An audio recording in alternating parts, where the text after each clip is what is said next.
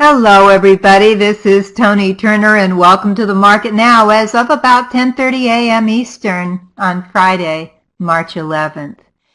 U.S. indexes are flying higher today, propelled by energy stocks as oil has held on to its gains.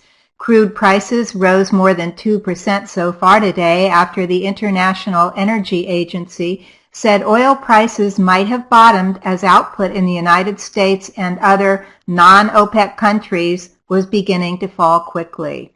All 10 major S&P sectors are higher so far, led by a 2.16% rise in energy. All told, the S&P 500 is down now just 2.7% to the year, recovering from a steep sell-off at the start of the year that was sparked by a rout in oil. Investors' attention now turn this coming week, to the U.S. Federal Reserve, which is set to meet on March 15th and 16th to decide on interest rates. Now let's look at three charts that could give us some insight into the week to come. First of all, we're going to look at our usual chart of the S&P 500 spider, the SPY. This is the ETF that closely tracks our S&P 500 benchmark index. Now, since our last high here that we saw on December 27th, or the last week in December, at $207.79, the SPY has fallen from there down to, as we know, these lows here in January and February at about $181 or about $18.10 on the S&P 500 itself. We see a double bottom has been formed here. That is very positive.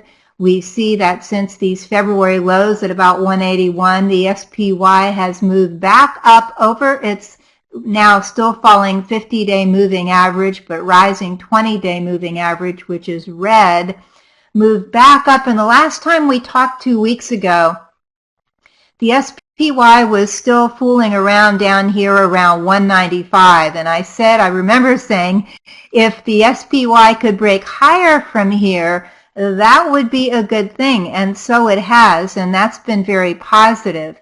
Now we're getting back up here.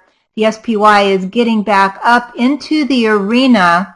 I told you these were scared and mad people here, because if anyone bought during this move down, and everyone can't read charts and everyone didn't know it was headed in a downtrend, people who bought here and held are probably a little worried. And those who have held on through the January and February smackdown and now watched it rise back up as the SPY or the S&P 500 tries to push back through this area up here where the scared and mad people are. We'll see just how much pressure is exerted from sellers, from bears, as the SPY tries to move up. Now, right now, as I captured this chart, the SPY is trading at $201.21, or about 2012 on the S&P 500 itself.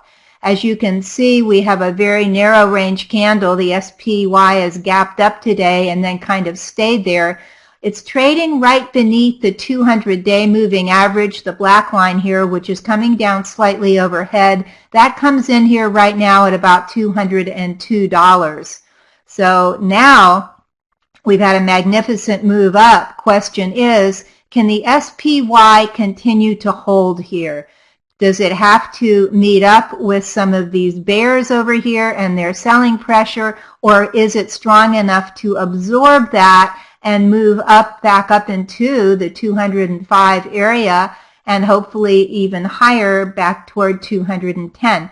That's something we're going to find out. Now, we have to consider that this week we have the FOMC meeting, and and we will see the announcement will be on the 16th. I believe that's Wednesday. That will make a difference in where the S&P 500 or SPY goes, for absolute sure. So that is kind of a question mark that we have here. Will the Fed raise interest rates? Will it wait until later in the year, perhaps in June? That's the big question mark we're going to be looking at here. If I had to guess, I would suspect that the SPY or the S&P 500 would kind of doodle around into the first of this week to see what will happen, considering we have pretty strong overhead resistance from price.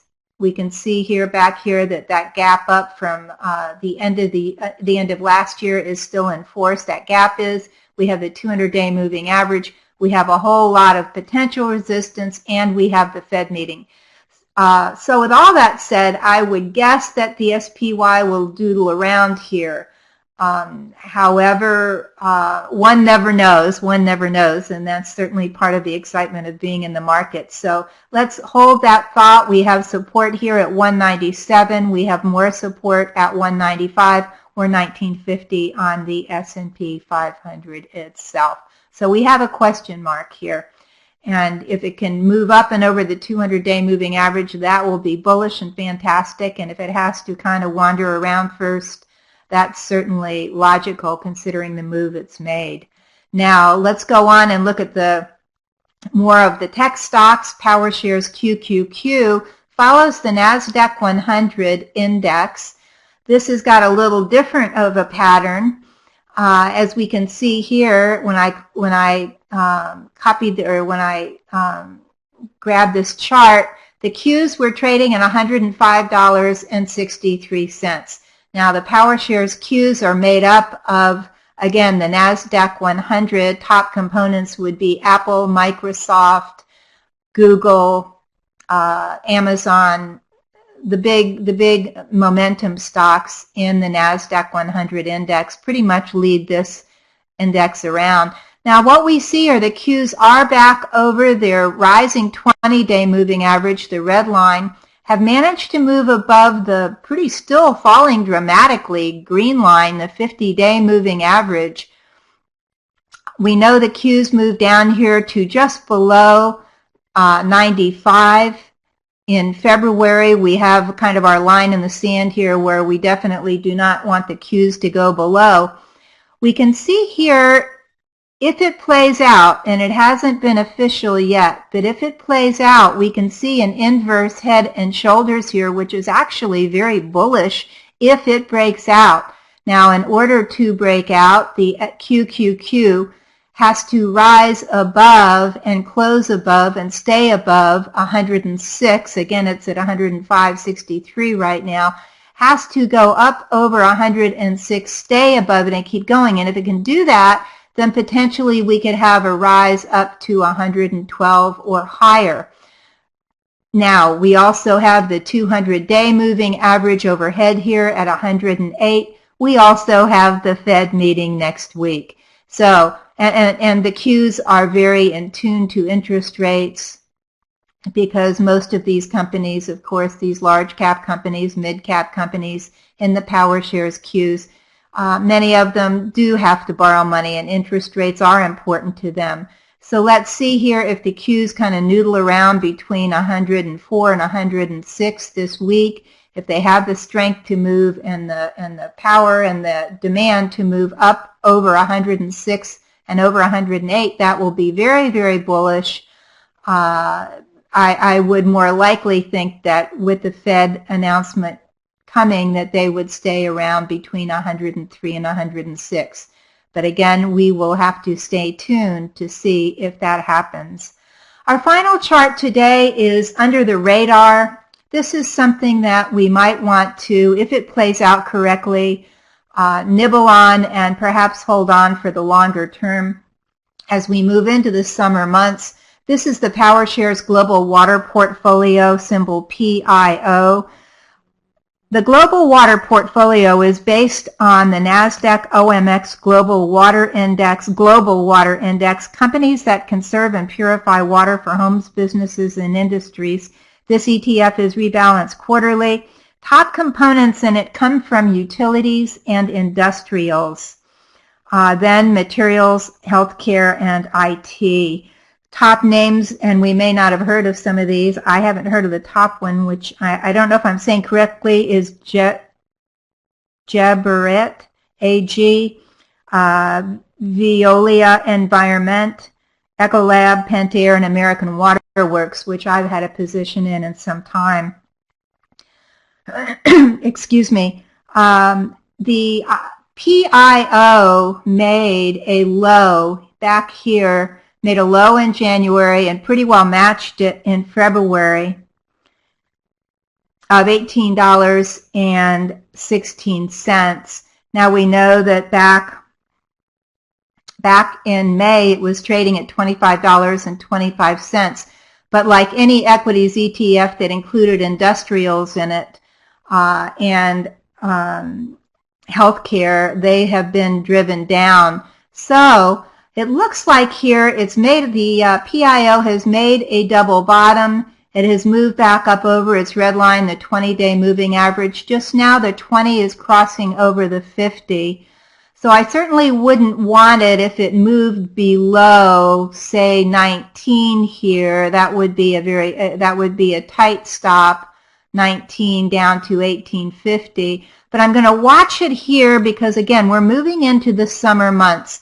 I think that in maybe the not too distant future, that water is going to be focused on much more than it is now. I think in the future it will even be looked at as a commodity. And so I'm going to keep an eye on the PIO here. It has made a double bottom. It looks like it's ready to move higher. This is not a day trading stock. Volume is low on this ETF. However, I believe that if conditions stay correct, it may have the demand come into it to move above. It's trading at 2033 right now. It may have the demand to move above and into prior resistance, prior supply, and even if slowly, it may have the strength to move up through 2150, where the 200-day moving average is now still coming down overhead, and potentially even higher. Again, I do believe that there will be a focus on water, certainly in the coming years. So something you might want to watch out for here and keep an eye on.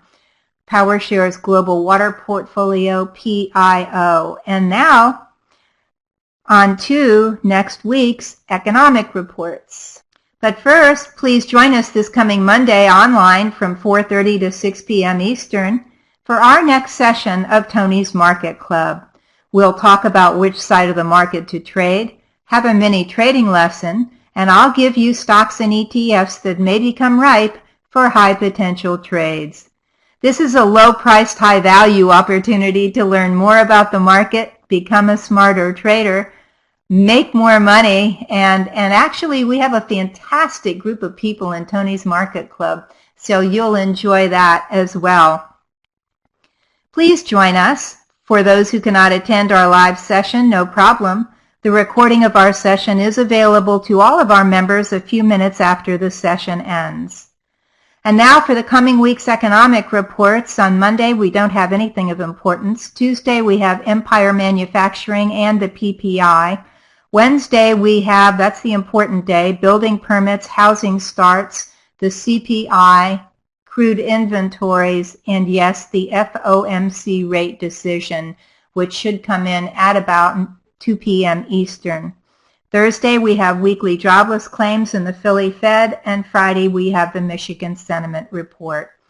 Again, join us for Toni's Market Club this coming Monday. Don't miss out on this fantastic opportunity to raise your trading knowledge and your trading profits. Until next week, keep green on your screen. I'm Toni Turner, and this is The Market Now.